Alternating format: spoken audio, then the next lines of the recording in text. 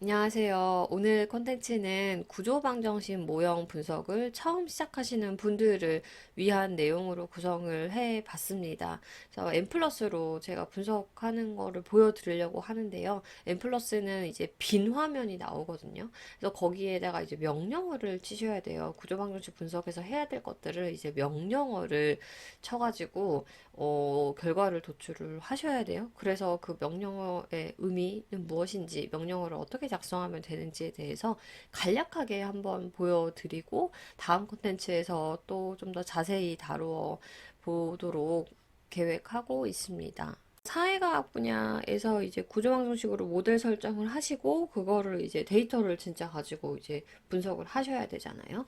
그래서 저도 자료를 가지고 분석을 하려고 하는데 이제 계산기 사용법을 알아야 되잖아요. 그래서 M 플러스 사용법을 알아야 되니까 그 사용법이 나와 있는 책을 구매를 한 거죠.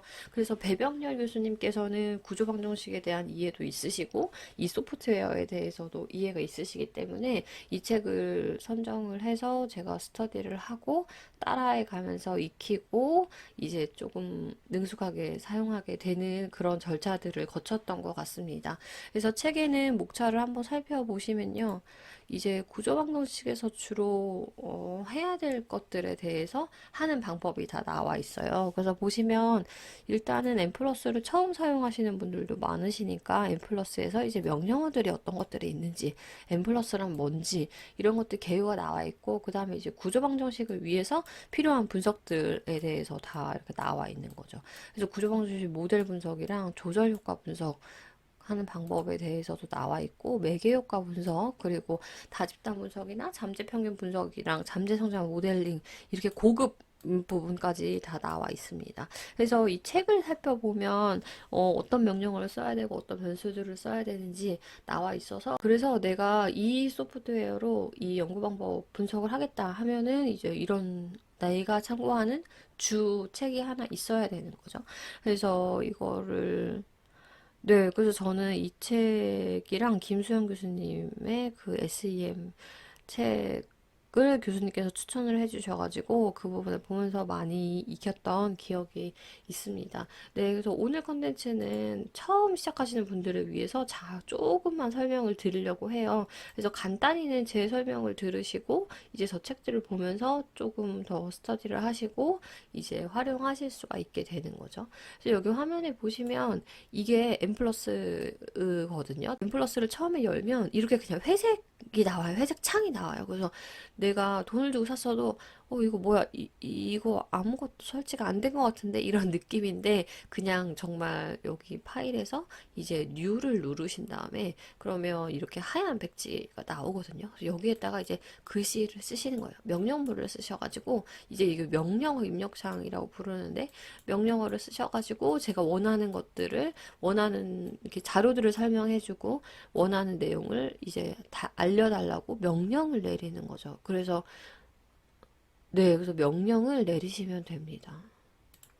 그래서 보시면 제가 설명을 한번 드릴게요. 네, 그래서 제가 설명을 써놨는데, 조금 전에 일단은 보셨던 이 빈 파일이 처음에 new 하면 나오는 거거든요. 그래서 여기에다가 명령어를 쓰시는 건데, 명령어를 쓰시면요. 여기 보시면 이제 데이터 있고 파일이 지금 영어를 제가 다 쓴 거거든요. 그러니까 이게 명령어예요. 이게 저희가 계산기에서 1 더하기 2 하려면 1 숫자 누르시고 플러스 버튼 누르시고 이 숫자 누르시잖아요. 네, 그래서 설문조사지를 코딩한 파일을 불러오기 위해서는 이 명령어를 써야지 불러오는 거예요. 제가 그 플러스 버튼을 눌러서 이게 더하기로 인식을 계산기에 시킨 것처럼 파일은 어떤 걸 쓰겠습니다 라고 해서 파일 경로를 여기다가 이제 쓰시는 거예요.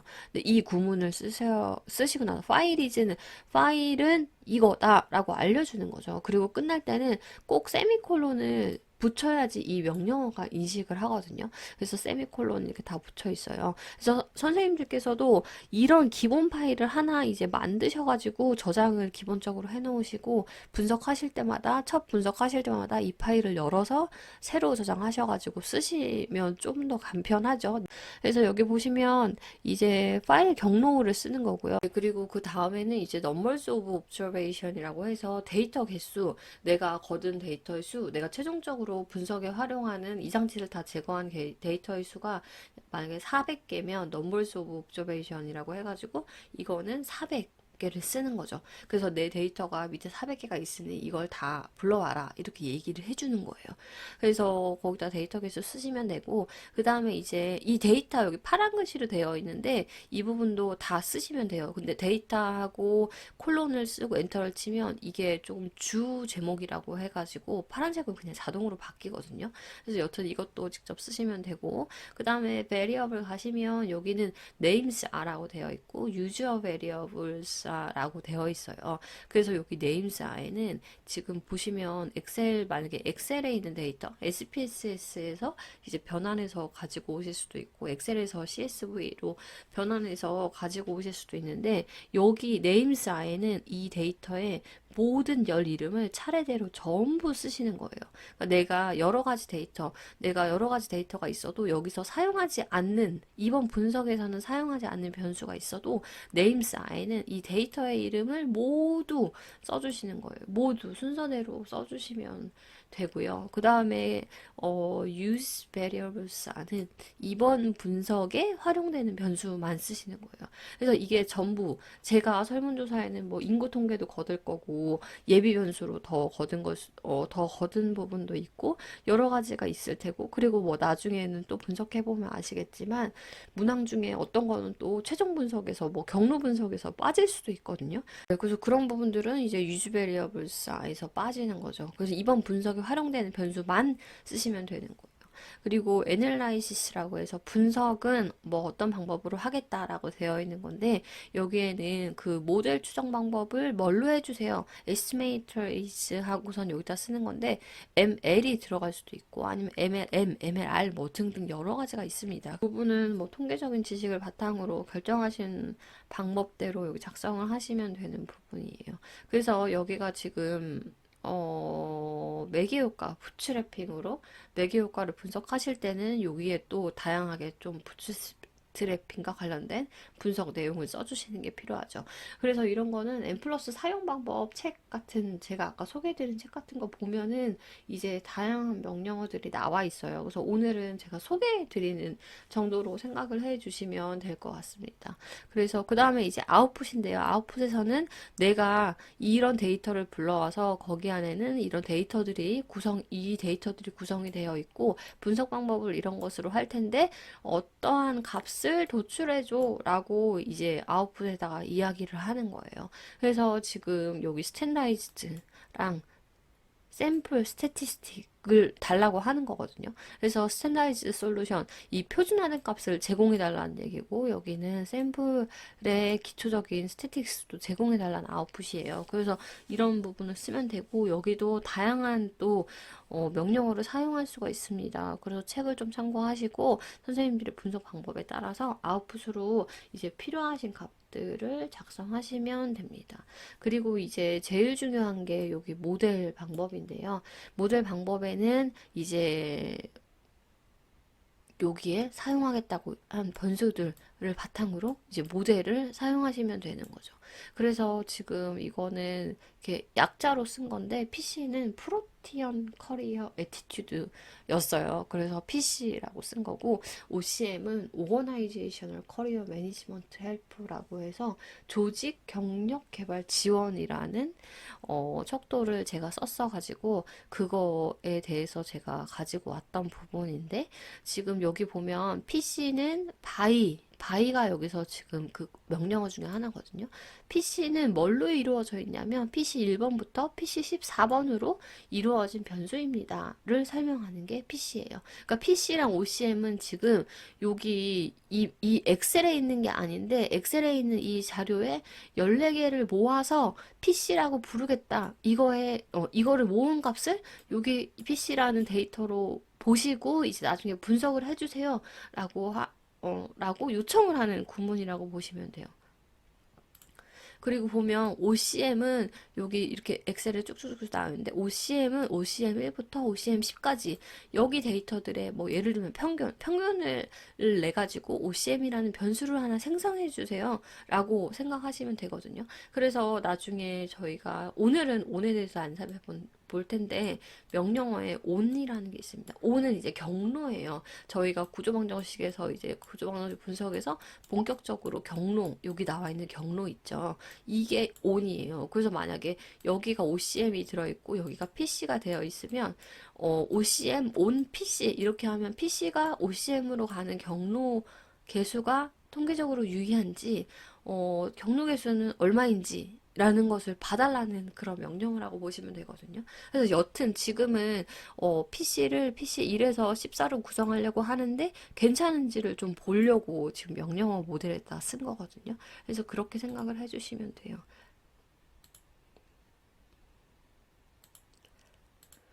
네, 그래서 이게 지금 제 데이터를 가지고 와서, 여기 기입을 다 해본 건데, 파일이즈라고 해가지고, 여기는 이제 경로인 거죠. 이 데이터의 경로거든요.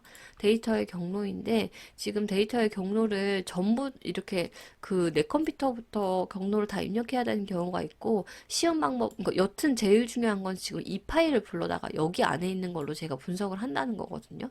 근데 이 파일이 지금 여기 폴더 안에 있어서 여기 앞에 경로를 써준 건데 엠플러스의 인풋 파일이랑 그 데이터가 같은 폴더에 있으면 그냥 파일이지 데이터명 .csv 하고 세미콜론 하시면 되거든요. 그래서 그렇게 파일을 불러오세요.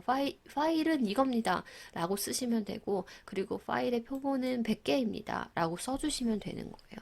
그리고 variable에는 제가 아까 말씀드렸듯이 names i에는 이 자료에 있는 데이터의 모든 열 이름을 차례대로 제가 코딩을 해놓은 순서대로 이제 기입을 하시면 돼요. PC1부터 쭉쭉쭉쭉 쓰시고 여기 인구 통계 한점 뭐 성별이나 나이나 나이 그룹이나 뭐 나이 그룹이나 이거는 넘버 인플로이 뭐 이런 거인 것 같은데 조직 규모 물어보려고 했었던 것 같아요. 그래서 이런 내 자료의 모든 거를 다 설명을 해줘야 되고요. use variables i에서는 이제 여기서 사용할 것들. 그래서 제가 아까 말씀드렸다시피 여기에 PC랑 OCM을 정의하기 위해서 지금 요것들을 사용했잖아요. 그러면 지금 보면 PC, OCM 다음에 E도 있고 CS도 있고 P도 있는데 이런 것들은 안 쓰는 거잖아요. 그러면 여기에 쓰이는 거는 PC 1에서 14까지 OCM 1에서 OCM 10까지만 쓰는 거예요. 이제 조금 이해가 되시죠? 그래서 보시면 여기 팁이라고 써놨는데 variable에 들어가는 관측 변이는 이게 그리고 좀 너무 많잖아요. 또 막 긍정 심리자본 같은 경우는 20개인가요? 뭐 20개 있고 그 학습 민첩성도 20개에 달하는 변이를 가지고 있고 그거를 다 일일이 쓰셔야 되는 게 아니라 이렇게 연속으로 되어 있는 거는 PC 1 빼기 PC 14 그러니까 1에서 14까지가 다 여기 변수 이 지금 순서다라고 기입을 하실 수가 있어요. 근데 예를 들면 use variables에서는 뭐 어떠한 이유로 지금 예를 들면 PC 1에서 14 중에 6이 빠졌을 수 있잖아요. 제가 뭐 앞에 뭐 여러 개를 검토해 보다 보니까 요인 적재치가 적어서 혹은 뭐 어떠한 이유로 빠졌을 수 있잖아요. 그러면 PC 1에서 5 쓰고선 그거 빼고 PC 7에서 14 이런 식으로 좀 쓸 수가 있는 거죠. 그래서 여튼 좀 축약해서 이 부분을 적어 넣으실 수도 있습니다. 그리고 왜냐하면 이게 또 여기 이 문장의 이 한 줄의 길이가 길으면 또 뒤에는 인식하지 못하는 문제가 있어요. 이게 M 플러스가 업데이트 되면서 이 오류도 개선이 될 것 같은데 제가 사용하는 버전에서는 아직 개선이 안 됐거든요.